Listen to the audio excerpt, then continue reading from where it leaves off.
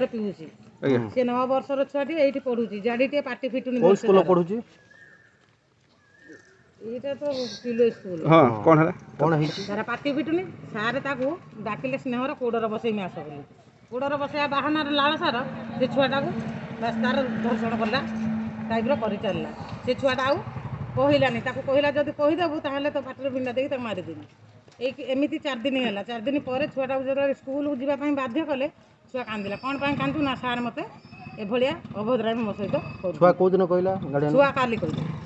କାଲି ଯେତେବେଳେ କହିଲେ ସ୍କୁଲ ଛୁଟି ହେଇଯାଇଥିଲା ତେଣୁକରି ଆଜି ସବୁ ଗାର୍ଡ଼ିଆନ୍ ମାନେ ଆସିଲେ